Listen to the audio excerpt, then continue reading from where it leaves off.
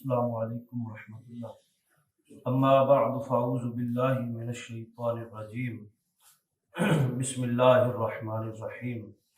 قال اللہ تبارک و تعالی فی القرآن المجید وَإِذَا سَأَلَكَ عِبَادِي عَنِّي فَإِنِّي قَرِيبٌ أُجِيبُ دَعْوَةَ الدَّاعِ إِذَا دَعَانِ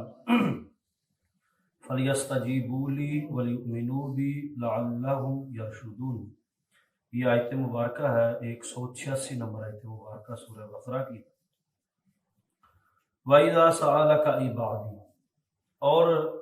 جب بھی سألک سوال کرے اے نبی کریم صلی اللہ علیہ وسلم آپ سے، عبادی میرے بندے، انی میرے متعلقہ کہ میں کہاں ہوں، فإنی قریب، تو جان لیجئے کہ اس نے بتائیے گا کہ اللہ بہت قریب ہے۔ یہ آیت مبارکہ رمضان مبارک کے احکام و مسائل کے فوراً بعد ہے۔ اس سے پہلے یا ایھا الذین آمنوا کتب علیکم الصیام کی آیات آئیں، پھر اس کے بعد شہر رمضان الذی انزل، اب یہ ہے۔ اس آیت کا اس جگہ پر آنا اللہ کی کمال حکمت کے ساتھ ہے۔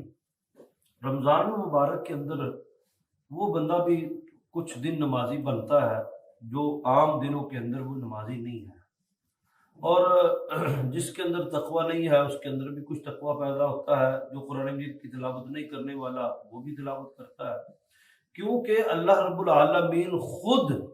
ایک ماحول کو بناتے ہیں رمضان مبارک کے لیے۔ اللہ کو یہ مہینہ بہت پسند ہے اور اس کے روزے اللہ کو بڑے محبوب ہیں۔ اس لیے تو نبی اکرم صلی اللہ علیہ وسلم نے فرمایا کہ اللہ کہتے ہیں کہ روزہ میرے لیے ہے، اس کی جزا میں خود ہوں۔ روزہ صرف رب کے لیے ہے، اس کی جزا رب العالمین کی ذات مبارکہ ہے۔ اور باقی جتنے بھی اعمال ہیں، حالانکہ روزے کی حالت میں نماز پڑھنا، روزے کی حالت میں قرآن پڑھنا، ان سب کے اجر معلوم ہے کہ نبی صلی اللہ علیہ وسلم فرمایا رمضان میں نفل کا اجر فرض کے برابر، فرض کا 700 فرائض کے برابر، عمرے کا حج کے برابر کیا ہے، جو اجر ہے وہ معلوم ہے۔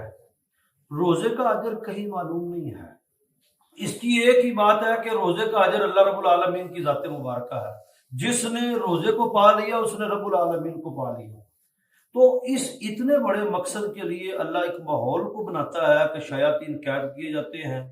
جنت کے دروازے کھولے جاتے ہیں، جہنم کے دروازے بند کیے جاتے ہیں، اور بندے کے دلوں کو نرم کیا جاتا ہے۔ آواز لگانے والا آواز لگاتا ہے کہ اے برائی کرنے والے اب تھم جا، رک جا، اللہ کا مہینہ ہے۔ اچھائی کرنے والے اقبل، دوڑ کے آ، اللہ کی رحمت کھلی ہے، وغیرہ وغیرہ۔ عام دنوں کے اندر آپ اگر روزے رکھیں بھی تو نہ آپ کی کوئی خاص سحری کا اہتمام ہو سکے گا، نہ کوئی افطاری کا اہتمام ہو سکے گا، اور نہ شاید آپ افطاری گھر کر سکیں، آپ یہاں ہی کریں، پاسبل ہے، ایسا ہے، ممکن ہے، یا آپ اٹھپہرا ہی روزہ رکھیں، ایسا ہوتا ہے، کیونکہ ماحول نہیں ہے۔ یہ ایک ماحول کا اثر ہے۔ اب باقاعدہ طور پر ایک ماحول، ایک مہینے کے لیے بندے کو انوائرمنٹ ملتا ہے، اس کے باوجود ہدایت پر آنے کے، نمازی ہو جانے کے، قرآن مجید کی تلاوت کا عادی ہو جانے کے بعد پھر وہ سب چھوڑ دے، بالکل یکسر چھوڑ دے، رمضان کے اگلے ہی دن، عید کے دن ہی سب بڑھا دے، تو گویا کہ یہ تو بہت بڑا قرض تھا، بوجھ تھا جو اس نے اپنے سے دور کیا۔ عادت ہی نہیں بنی، اس کی روٹین نہیں بنی، جبکہ اللہ کا اتنا ایک مہینہ پیریڈ یہ پریکٹس کے لیے، ایکسرسائز کے لیے، یہ سمجھانے کے لیے، عادی بنانے کے لیے، لیکن مجال ہے جیسے ہی رمضان مکمل ہوا تو گویا کہ رمضان کے متعلقہ کوئی چیز پلے ہے ہی نہیں۔ زمر کے اندر ہے کہ میرے بندے پوچھتے ہیں کہ اللہ کی رحمت کتنی ہے۔ اللہ کی رحمت میرے بندوں کو بتا دے، وہ لوگ جنہوں نے اپنی جانوں کے اوپر ظلم کیا، میرے ان وقل یا عبادی الذین اسرفوا علی انفسہم لا تقنطوا من رحمت اللہ، میرے گنہگار ترین بندوں کو، میرے گنہگار ترین بندوں کو کہہ دے کہ اللہ کی رحمت بڑی لمبی چوڑی ہے، بڑی لمبی چوڑی ہے، بڑی وسیع ہے۔ وَإِذَا سَأَلَكَ عِبَادِي، یہ سوال کریں گے مجھ سے کہ میرے عنی فإنی قریب، کہ رب کہاں ہے، کہنا کہ اللہ بہت قریب ہے۔ اجیب دعوت الداعی اذا دعان، جب بھی تم میں سے کوئی اللہ کو پکارتا ہے، اللہ اس کی پکار کو فوراً سنتا ہے۔ جب بھی اجیب دعوت الداعی، جب بھی تم اپنے رب کو پکارو گے، ایون کہ کوئی مشرک آدمی ہے، اللہ کے ساتھ شرک کرنے والا بڑی دور کا ہے، وہ اپنی زندگی کے اندر اللہ کی طرف لوٹ آئے تو اللہ اس کی بھی سنتا ہے، اللہ اس کی بھی سنتا ہے۔ یہاں تک کہ دعا قبول کرنے کے اعتبار سے محدثین نے بڑی کمال بات کہی، امام ابن تیمیہ نے ایک چیپٹر باندھا کہ اللہ تو بات شیطان کی بھی مانتا ہے کہ شیطان نے اللہ کی واضح نافرمانی کی،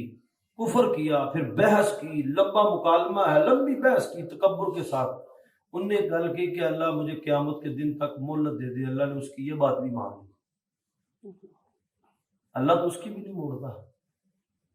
تو اس کو مہلت دے دی قیامت کے دن تک۔ تو بندہ کیوں اللہ کا بندہ ہو کر کیوں وہ مایوس ہو، اور کیوں فَلْيَسْتَجِيبُوا لِي، وہ قبول کرتا ہے دعائیں، وَلْيُؤْمِنُوا بِي، اور اللہ کی شرط ہے فَلْيَسْتَجِيبُوا لِي، پس تم مجھ ہی سے ہمیشہ دعا مانگو۔ پہلی شرط توبہ استغفار کے لیے کہ عام معاملات میں بھی جب بھی دعا کرنی ہے خالصتاً اللہ سے کرنی ہے،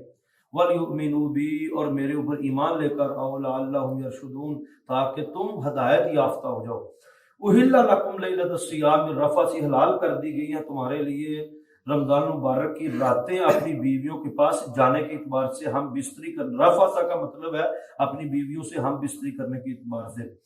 أُحِلَّ لَكُمْ، تمہارے لیے حلال کر دی گئی ہیں رمضان کی راتیں اپنی بیویوں کے پاس جانے کے اعتبار سے،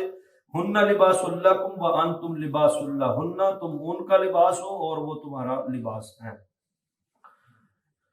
نبی اکرم صلی اللہ علیہ وسلم نے فرمایا اللہ اس شخص کے اوپر لعنت کرتا ہے جو اپنی بیوی کے پاس سے ہو کر آتا ہے اور اپنے دوستوں کو بڑے فخر سے بتاتا ہے۔ اب کئی قسم کی باتیں ہمارے ہاں، ایک ٹکے کی تربیت نہیں ہے لڑکوں کی شادیوں کے متعلقہ، ایک آنے کی تربیت نہیں ہے، بیٹیوں کی پھر بھی کچھ نہ کچھ ہے، وہ بھی نہ ہونے کے برابر کہ شادی، ایک بچہ ہے آپ نے پالا ہے، اس کو پڑھائی کروائی ہے، جوان کروایا ہے، اب اس کی شادی کرنی ہے، اس کو بٹھا کر بیوی کے حقوق خود بیان کر دے تو یہ زیادہ اچھا ہے۔ خود کہے کہ تیری اب بیویاں نہیں ہے، اس کے اوپر ذمہ داری، تیرے اوپر ذمہ داریاں آئیں گی، اس کے کچھ حق ہے، اس کے کچھ حقوق ہے، یہ تم نے ادا کرنے۔ کھ تربیت نہیں، بلکہ منڈا بھی پہلی رات یہ کہنا جی میری ماں دی خدمت نہ تو کیتی تے تو میرے لوگ غائب۔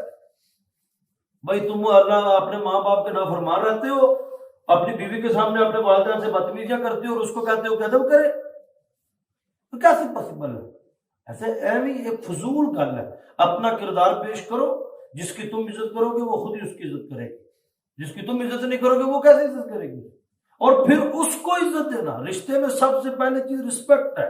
پھر باہر آ کر دسنا جی بلی مارتی کہ نہیں مارتی۔ گند ماں سوائے گندگی کے ہے ہی نہیں نوجوانوں کے دماغوں کے اندر۔ وہ 2 مہینے پہلے سے ہی شادی کی تیاریوں کے اندر لگا ہوتا ہے، اور حکیموں کے پاس اور فلاں کے پاس ایسا ذہن ہے۔ میں آپ کو بتایا کہ پوزیٹو کوئی تیاری نہیں، نیگیٹیوٹی کے اندر یہ گند بھرا ہوا ہے، اور یہ ایسی چیز دیواریں بڑی پڑی ہیں مختلف چیزوں کے اندر، جیسے اس پاکستان کے اندر اگر کوئی سب سے بڑی مردوں کو بیماری ہے تو وہ کمزوری ہے۔ ہن لباس لکم وانتم لباس لہن،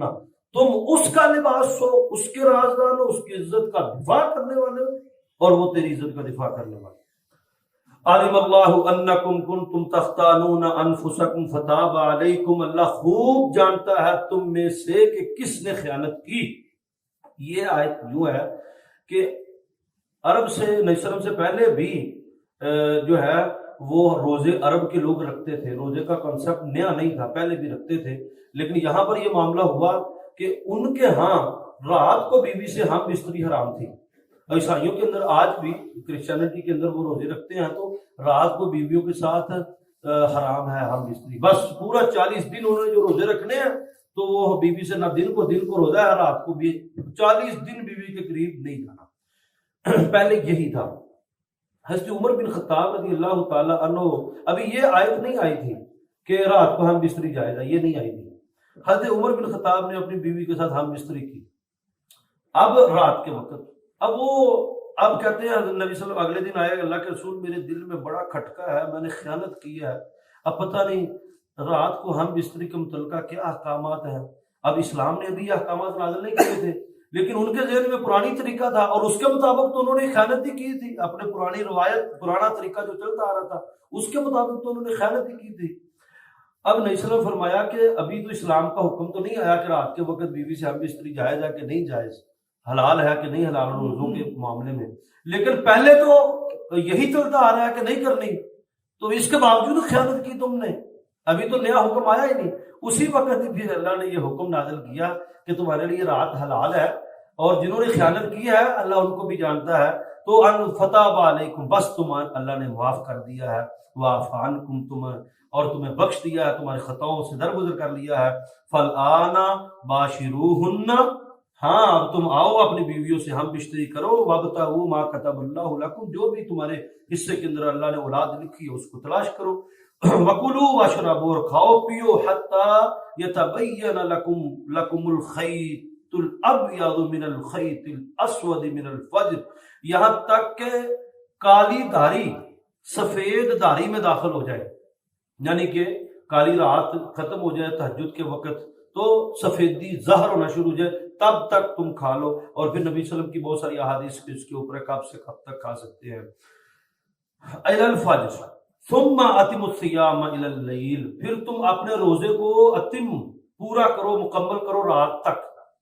اہل تشیخ نے شیعہ نے اور فقہ جعفریہ کے اندر انہوں نے اس آیت سے مراد لیا ہے کہ روزہ رات تک ہے، ہم مغرب کے ٹائم کھولتے ہیں، جیسے ہی مغرب کی اذان ہوتی ہے تو روزہ ہم کھولتے ہیں۔ آپ نے اکثر دیکھا ہوگا ان کی جو اذان ہے وہ جب ہم جماعت کھڑی کر لیتے ہیں مغرب کی تو تب ان کی اذان ہوتی ہے۔ انہوں نے اس آیت سے بات نکال لی، لیکن انہوں نے اس بات کو ہی اپنی عقل سے نکال دیا کہ اس آیت کے اوپر نبی صلی اللہ علیہ وسلم کا عمل ہے۔ قرآن مجید کی آیت کو رسول اللہ صلی اللہ علیہ وسلم کے عمل سے جانا جائے گا کہ الی اللیل، رات کا مراد لیل ہی ہوتا ہے، لیکن نبی صلی اللہ علیہ وسلم نے روزہ کب افطار کیا؟ آپ نے مغرب کی اذان کے ساتھ افطار کیا ہے، تو گویا یہاں پر لیل سے مراد شام ہے، کیونکہ رسول اللہ صلی اللہ علیہ وسلم نے افطار شام کو کیا۔ نبی صلی اللہ علیہ وسلم کا عمل چھوڑنا اور نبی صلی اللہ علیہ وسلم کے عمل کو قرآن کے اوپر نہ جاننا یہ کام عقلی ہے، کام علمی ہے۔ ولا تباشرون، پھر اس کے بعد ان حالتوں کے اندر تم اور ہاں ولا تباشروہن، اور تم بیویوں کے ساتھ مباشرت نہیں کر سکتے، وانتم عاکفون فی المساجد، جب تم مسجدوں کے اندر اعتکاف کے لیے آ کر بیٹھ جاؤ تو ان دنوں کے اندر معتکفین اعتکاف والوں کے لیے رات کو ہم بستری بھی جائز نہیں ہے۔ اور پھر روزے کی حالت میں بیوی سے بوسہ و کنار، آپ ان کو جفی ڈال سکتے ہیں، بیوی کو گلے لگ سکتے ہیں، آپ بوسہ کر سکتے ہیں، پیار کر سکتے ہیں، ہم بستری نہیں کر سکتے روزے کی حالت میں، لیکن اعتکاف والا بیوی کا بوسہ بھی نہیں لے سکتا، کیونکہ اب وہ اللہ کی ٹوٹل امانت ہے، وہ اللہ کے لیے اس نے 10 دن مقرر کر رکھے ہیں، وہ اس کی بیوی ہے، نبی صلی اللہ علیہ وسلم کی بیوی خیمے میں آتی تھی، بات چیت کرتی تھی لیکن چلی جاتی تھی۔ جب تم میں سے کوئی اعتکاف کے اندر آ جائے تو تب تو رات کو بھی مباشرت جائز نہیں ہے، اور سیکنڈ کہ بوسوں کے نار بھی جائز نہیں ہے، یہ بھی نہیں آپ نے کرنا، پوری پابندی رکھ رہی ہے۔ تلک حدود اللہ، یہ اللہ کی حدیں ہیں، فلا تقربوها، ان کے قریب نہ جانا۔ کذالک یبین اللہ آیاتہ للناس، اللہ اسی طرح اپنی آیات کو لوگوں کے سامنے واضح یبین، کھول کھول کر واضح کر کے لوگوں کے سامنے بیان کرتا ہے، لعلہم یتقون، تاکہ تم صحیح طور پر اللہ کا تقوی اختیار کرنے والے بن جاؤ۔